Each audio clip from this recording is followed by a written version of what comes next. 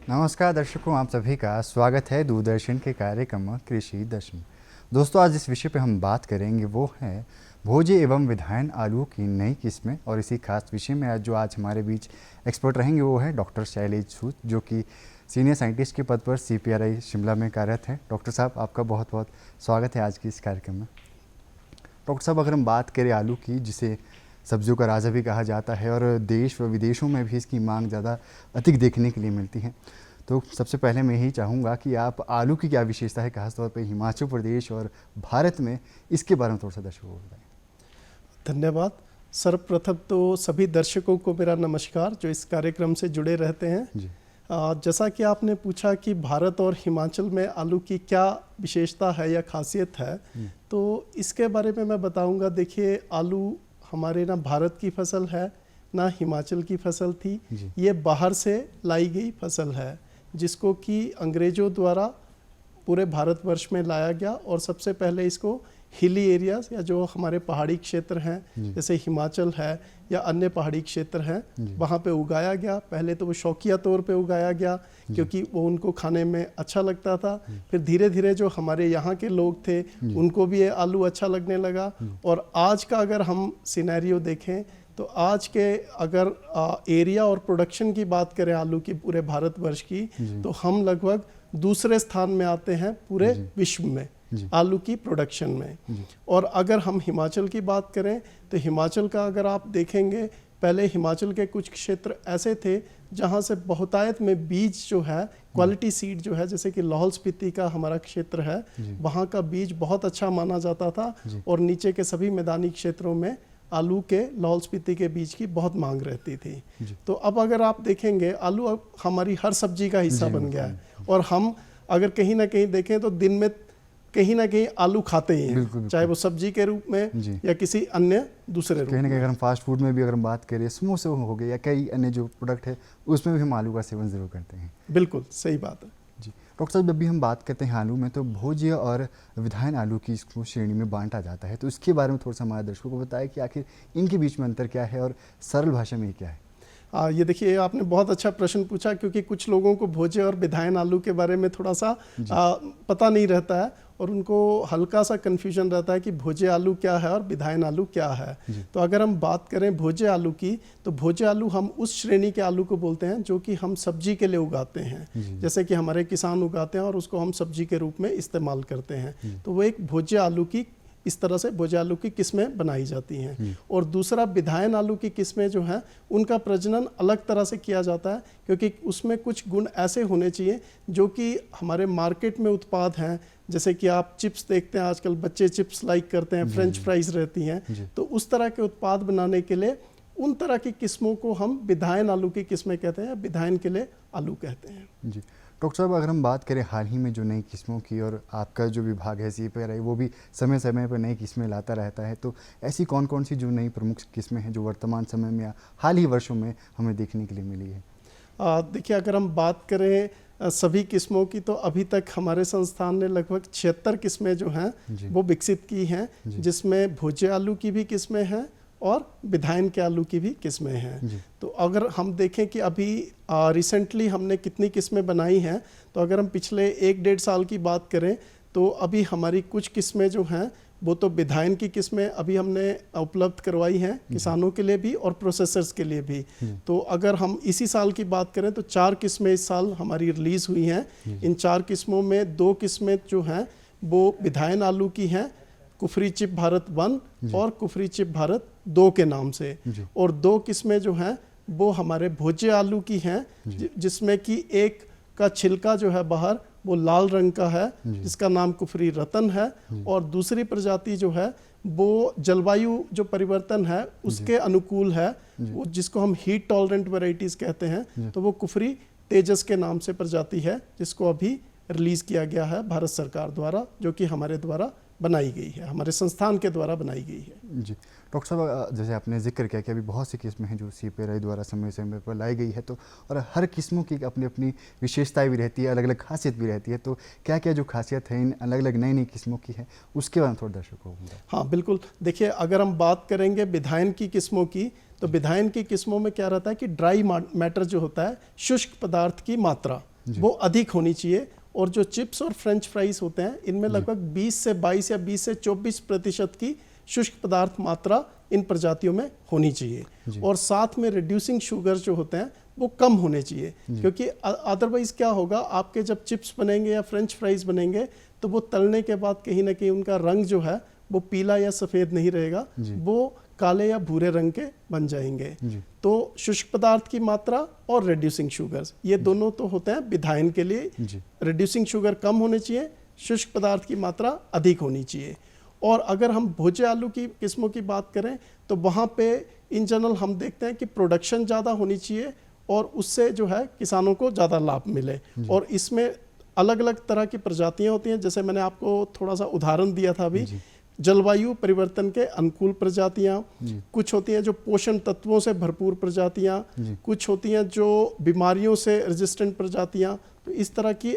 Different प्रजातियों पे हम काम करते हैं। और उसमें अगर आप उदाहरण के तौर पे देखेंगे तो हमारे हिमाचल प्रदेश के लिए जैसे अगर हम बात करें तो यहाँ पे क्योंकि पिछेता झुलसा लेट ब्लाइट की बीमारी है जो एक बहुत ही प्रमुख बीमारी है, और आलू क्योंकि यहाँ गर्मियों के मौसम में उगाया जाता है तो उसमें काफ़ी अधिक ये बीमारी आती है। तो हमारे पास उसके लिए रोग रोधी प्रजातियां भी विकसित की गई हैं हमारे संस्थान द्वारा। और उनमें से प्रमुख प्रजातियों की अगर मैं बात करूं जो किसान अभी पसंद करते हैं उसमें कुफरी हिमालयनी है। हालांकि अभी भी किसान से अगर हम बात करेंगे तो वो कुफरी ज्योति के बीज की ही डिमांड करता है। जी डॉक्टर साहब, अक्सर हमें बाज़ार में अलग नए नए रंगों के भी किस्म के आलू देखने के लिए मिलते हैं। क्या इनके बीच का अंतर रहता है और क्या इनकी खासियत रहती है, इसके बारे में थोड़ा दर्शकों को बताएं। हाँ देखिए, ये आपने बहुत अच्छा सवाल पूछा, क्योंकि रंगीन प्रजातियां जो हैं वो अभी तक हमारे भारतवर्ष के लोगों में इतनी प्रसिद्ध नहीं हुई हैं। लोग उनके बारे में कम जानकारी रखते हैं।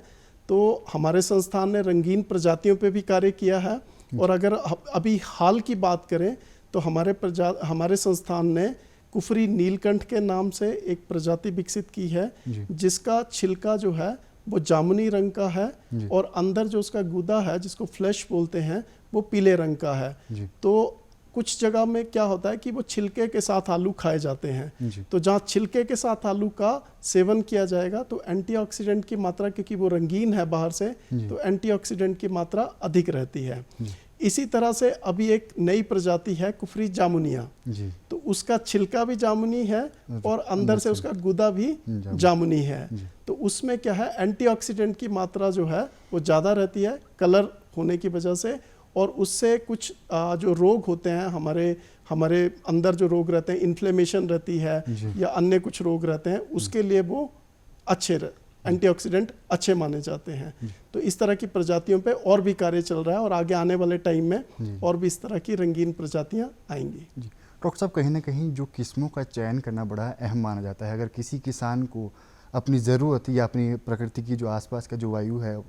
उसके अनुसार किस्मों का लगाना बड़ा ज़रूरी है। खासतौर पर अगर हम हिमाचल प्रदेश की बात करें तो हिमाचल प्रदेश में मैदानी इलाके भी आते हैं, पर्वतीय इलाके भी आते हैं, तो किस्मों का चयन कितना ज़रूरी है। और हिमाचल प्रदेश की अगर हम बात करें तो हिमाचल प्रदेश के कौन कौन से क्षेत्रों के लिए कौन सी किस्म बेहतर हो सकती है, थोड़ा इसके बारे में दर्शकों को बताएं। देखिए, ये आपने बहुत अच्छा खुद ही आपने प्रश्न के साथ हल्का सा उत्तर भी जोड़ दिया है कि हमें अपने जो जिस तरह के क्षेत्र में हम आलू उगाने जा रहे हैं वहाँ के हिसाब से किस्मों का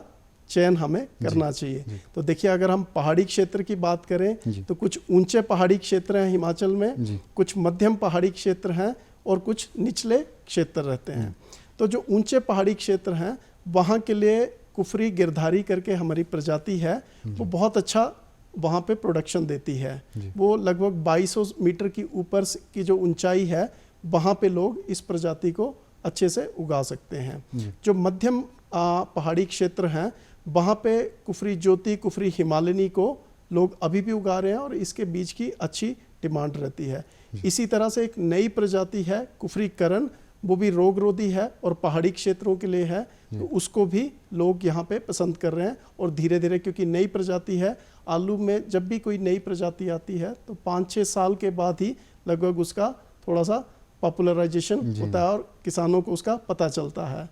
और इसके साथ अगर हम मैदानी क्षेत्रों की बात करें तो हमारे हिमाचल के जो मैदानी क्षेत्र हैं वो लगभग अगर आप बात करेंगे पंजाब, हरियाणा और इससे तो उससे मिलते जुलते हैं। तो वहाँ पे हमारे जो मैदानी क्षेत्रों के लिए उपयुक्त प्रजातियाँ हैं, जैसे नई प्रजातियाँ अभी हमने कुछ बात की, तो उन प्रजातियों को वो लोग उगा सकते हैं। जैसे कि अगर भोजे आलू की बात करें तो जैसे हमने बात की अभी कुफरी तेजस की या कुफरी नीलकंठ की या फिर कुफरी जामुनिया की जो कि रंगीन प्रजातियां हैं, या अगर हम विधायन की बात करें तो नई प्रजातियों में कुफरी चिप्सोना 5 है, कुफरी चिप भारत 1 आ गई है, नई कुफरी चिप भारत 2 है, तो इनको उगा सकते हैं। हालांकि जो नई प्रजातियां रहती हैं इनका बीज थोड़ा सा समय लगता है किसानों तक पहुंचने में। जी डॉक्टर साहब, अब आपने बीज का ही जिक्र किया, तो आपको क्या लगता है कि किसानों को अच्छी क्वालिटी का जो बीज है कहाँ से लेना चाहिए, और कहा भी जाता है कि समय समय पे बीज को भी बदलते रहना चाहिए, तो इसके बारे में थोड़ा सा प्रकाश डालें।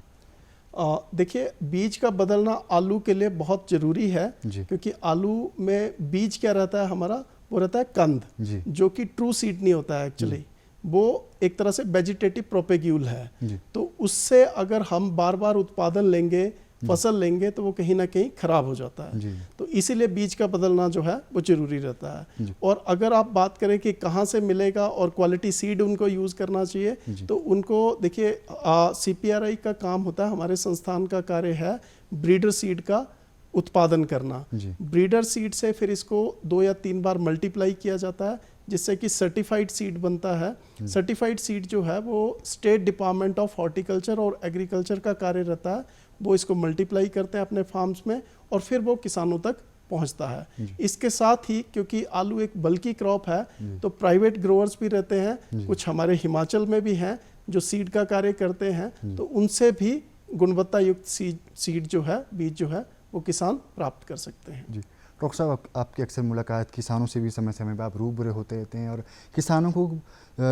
आलू उत्पादन में बड़ी समस्या देखने के लिए मिलती हैं, खासतौर पे हिमाचल में। अगर अब अभी बात करें तो उस स्तर पर जितना हमारी कैपेसिटी है हिमाचल प्रदेश की, उस स्तर की अभी जो आलू की प्रोडक्शन नहीं हो पा रही है, तो क्या क्या जो समस्या है हमारे हिमाचल के किसान देखने के लिए मिल रही है, उसके बारे में थोड़ा दर्शकों को बताएं। देखिए, हिमाचल की अगर हम बात करें तो हिमाचल का जो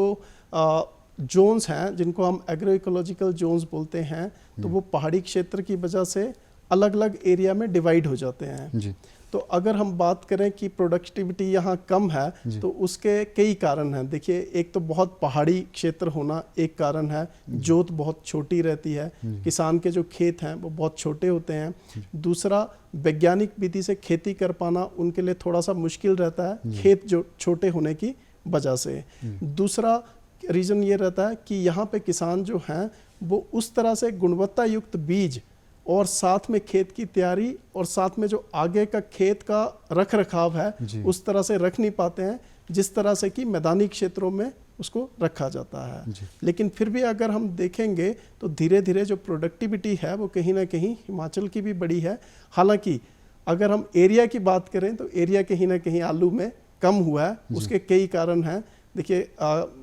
जंगली जानवर का होना, बंदरों द्वारा नुकसान और कई ऐसे जानवर रहते हैं जो खोद देते हैं तो वो नुकसान करते हैं आलू में, तो ये भी कहीं ना कहीं एरिया का कम होने का एक कारण है हिमाचल प्रदेश। डॉक्टर साहब, आपने बहुत से भी समस्याओं के बारे में जिक्र किया है, तो उनके समाधान किस तरह के हो सकते हैं? क्या क्या जो सावधानियां हम किसानों को लेनी चाहिए ताकि जो अच्छी प्रोडक्शन है और अच्छी क्वालिटी का जो आलू है हम अपने मार्केट में ला सकें? देखिए, अगर हम बात करेंगे कि किस तरह से वो इन समस्याओं का समाधान करें, तो जैसे अगर बीमारियों की बात करें, हमने पहले ही बताया कि कुछ बीमारियां ऐसी हैं जिस पे हमारा संस्थान कार्य करता है। पिछेता, झुलसा, लेट ब्लाइट की बात की, तो उसके लिए हमारे संस्थान के पास रोगरोधी प्रजातियां हैं और उसी का बीज हम किसानों को बोलते हैं कि वो उन्हीं रोगरोधी प्रजातियों का बीज लगाएं जिससे कि उनकी उपज जो है वो अच्छी हो। दूसरा, जैसे कि हमने जंगली जानवरों की बात की, तो जंगली जानवरों का वैसे रोकना तो मुश्किल है, लेकिन अगर वो उनके बाड़ लगाएंगे सोलर फेंसिंग के, जिसमें कि गवर्नमेंट भी हेल्प करती है, तो उससे कुछ हद तक वो नुकसान जो है वो बचता है। बाकी तो रख रखाव करने का कार्य जो है वो किसान को कहीं ना कहीं करना पड़ता है। जब वो अपने क्षेत्र में चाहे वो फल लगाते हैं चाहे आलू लगाते हैं, तो वो इन चीज़ों से तो उनको खुद बचाना पड़ता है चीज़ों को, अपने जो भी आलू है या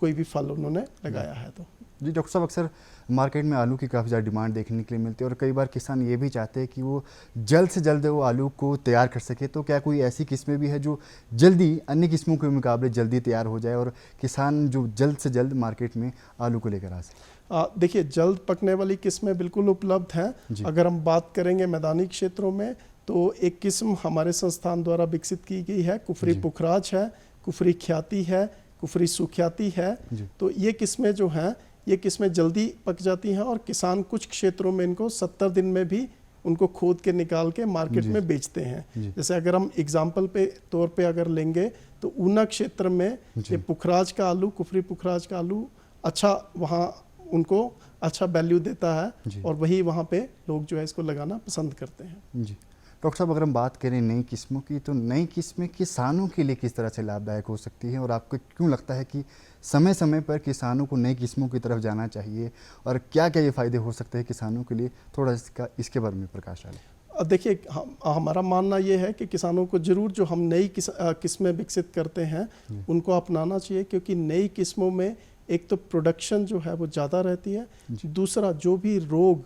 रहते हैं उनके लिए वो हम कोशिश करते हैं कि वो किस्में रोगरोधी हों, तीसरा जिस तरह से अब जलवायु परिवर्तन हो रहा है तो उन जलवायु परिवर्तन के लिए भी हम जो किस्म बनाते हैं तो उन चीज़ों को भी हम अकाउंट में रखते हैं कि उन चीज़ों के लिए भी उनमें कुछ प्रतिरोधक क्षमता रहे। तो अगर वो पुरानी किस्मों पे चलेंगे तो उनकी कहीं ना कहीं उपज जो है वो कम रहेगी। जी डॉक्टर साहब, अक्सर हमने देखा है कि जो प्रोसेसिंग आलू है उसकी बहुत ज़्यादा मार्केट में डिमांड देखने के लिए मिलती है और हम बात करें हिमाचल प्रदेश की, तो हिमाचल प्रदेश में आप प्रोसेसिंग यानी कि विधायन आलू की क्या भविष्य देखते हैं और किस तरह से आने वाले हिमाचल के किसानों के लिए फ़ायदेमंद हो सकता है? देखिए, ये आपने बहुत अच्छा फिर से सवाल ये पूछा है और मैं इसमें खासकर अपने किसान भाइयों से कहना चाहूँगा कि जो निचले क्षेत्रों में आलू उगाते हैं, जैसे कि अगर हम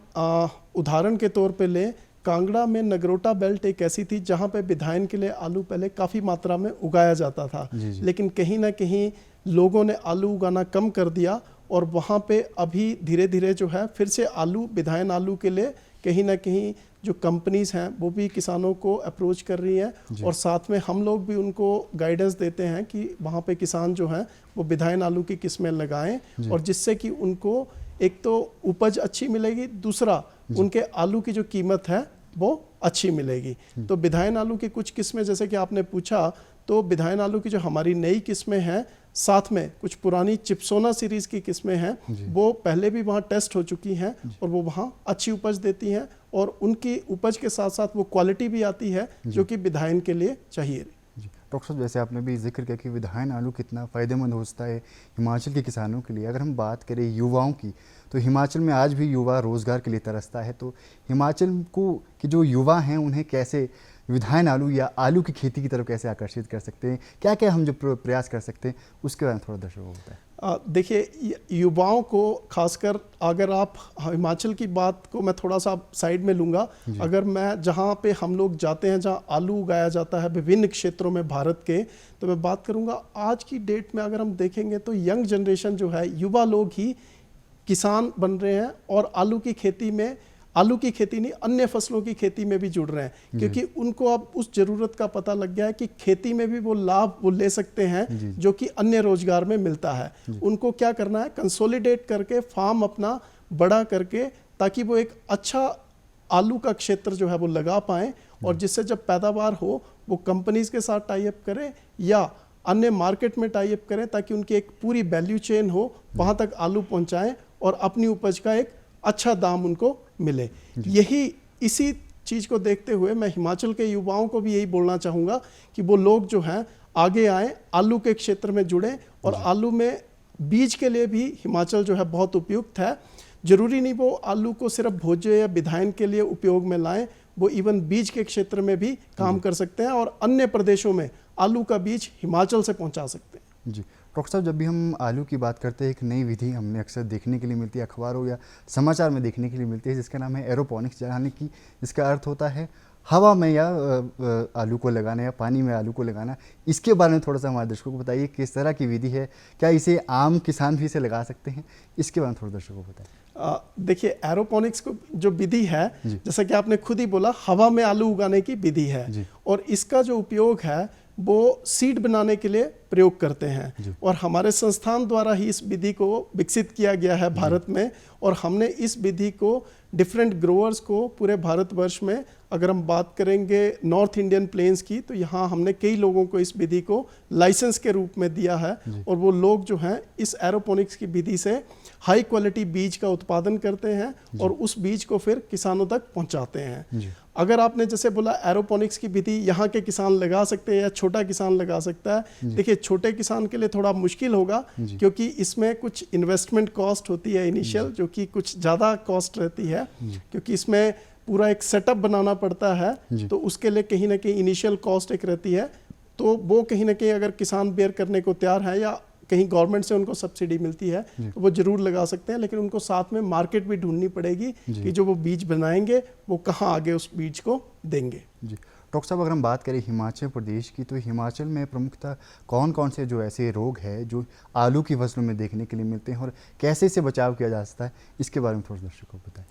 देखिए आलू की फसल में रोग, जैसे कि हमने पहले भी बात की, एक तो सबसे प्रमुख रोग तो पिछेता झुलसा है जो कि आलू की फसल को पूरी तरह से तबाह कर देता है। अगर हिस्ट्री में देखेंगे तो आयरलैंड की अगर हम बात करें तो आलू में आयरलैंड में आयरिश फैमिन आया था और उस आयरिश फैमिन की वजह से पूरे आयरलैंड की पॉपुलेशन जो है, ह्यूमन पॉपुलेशन, वो माइग्रेट हो गई थी। कई लोगों की वहाँ मृत्यु हो गई थी इस बीमारी के कारण, क्योंकि वहाँ भूखमरी आ गई थी, उनके लिए ये स्टेपल फूड था। तो इसीलिए इस बीमारी की रोकथाम के लिए हमारा संस्थान बहुत ही समय से काम कर रहा है और हमने कुछ फोरकास्टिंग मॉडल भी इसके लिए तैयार किए हैं ताकि किसानों को पहले से बता देते हैं एडवांस में कि ये बीमारी आने वाली है, अब मौसम इसके अनुकूल है, या तो आप रोगरोधी प्रजातियां अगर आपने लगाई हैं तो स्प्रे करने की ज़रूरत नहीं है। अगर आपने रोगरोधी प्रजाति नहीं है, कोई दूसरी प्रजाति है जिसमें रोग रोधक क्षमता नहीं है, तो उनको कहीं ना कहीं स्प्रे का शेड्यूल जो है वो शुरू करना पड़ेगा इसके लिए। डॉक्टर साहब, अक्सर जब हमारे किसान भाई आलू का भंडारण करते हैं या स्टोरेज करते हैं तब भी कई तरह की बीमारी देखने के लिए मिलती है और जल्दी आलू ख़राब भी हो जाता है, तो भंडारण का क्या सही तरीका हो सकता है ताकि जो किसानों का आलू है लंबे समय तक चल सके, उसके बारे में थोड़ा दर्शकों को बताएं। देखिए भंडारण के अगर हम हिमालयी क्षेत्रों की बात करें या पहाड़ी क्षेत्रों की, तो पहले तो यहाँ ट्रेंच में भी स्टोरेज करते थे। एक गड्ढा खोद के उसमें आलू डाल देते थे, ऊपर से ढक देते थे, क्योंकि सॉइल का टेम्परेचर जो रहता था वो बहुत ठंडा हो जाता था सर्दियों में। गर्मियों में आलू निकाला जाता था और उसके बाद उसको ट्रेंच में डाल के ढक दिया जाता था, अगले साल वो बीज के लिए निकाला जाता था। अगर हम बात करें घर में आलू स्टोरेज की ताकि वो लंबे समय तक चले, तो उसको एक ठंडे स्थान में, ऐसी जगह पे जहाँ ठंडी जगह हो और एरेशन हो, हवा उसमें से निकलती रहे, ऐसी जगह पे स्टोर करना चाहिए। और अगर हम बात करें कि कोई बड़ा किसान है, उसको अपना आलू निकाल के स्टोर करना है, तो उसको कहीं ना कहीं कोल्ड स्टोरेज में फिर अपना आलू रखना पड़ेगा ताकि जब उसको मूल्य उचित मिले तब वो कोल्ड स्टोरेज से निकाल के फिर उसको बेचना मार्केट में शुरू कर दें। जी डॉक्टर साहब, अगर हम बात करें भविष्य की, तो क्या कोई ऐसी नई किस्में जो आपके विभाग द्वारा भविष्य में किसानों के लिए आने वाली है, या कोई अन्य कार्यक्रम जो आपके विभाग द्वारा चलाए जा सकते हैं जो कि किसानों के लिए बड़े फ़ायदेमंद हो सकते हैं, उसके बारे में थोड़ा सा दर्शकों को। देखिए हमारा संस्थान निरंतर जो है वो शोध कार्य करता रहता है। विभिन्न शोध कार्यों में हमारे संस्थान के वैज्ञानिक लिप्त रहते हैं, जिसमें कि एक तो प्रजातियों की अगर हम बात करें तो प्रजातियों में जो भी मौसम में बदलाव आ रहे हैं उसके अनुकूल प्रजातियां बनाना, या जैसे पोषण के लिए प्रजातियां बनाना जिसमें पोषक तत्व ज़्यादा हों, बीमारियों के लिए रोगरोधी प्रजातियां बनाना, या फिर विधायन के लिए प्रजातियां बनाना, इन सभी क्षेत्रों में हमारा कार्य जो है वो निरंतर चला है। इसके साथ में हमारे यहाँ किसानों के लिए ट्रेनिंग का भी कार्य होता है। किसान आते हैं हमारे यहाँ, आप ट्रेनिंग लेते हैं ताकि वो सीख के जाएं या कुछ चीज़ें हमसे लेके जाएं या अपनी चीज़ें कुछ बता के जाएं जिस पे हम आगे शोध कार्य करें। और साथ में ही अन्य विभिन्न डिवीज़न हमारे हैं जिसमें कि आपको जैसे मैंने बताया कुछ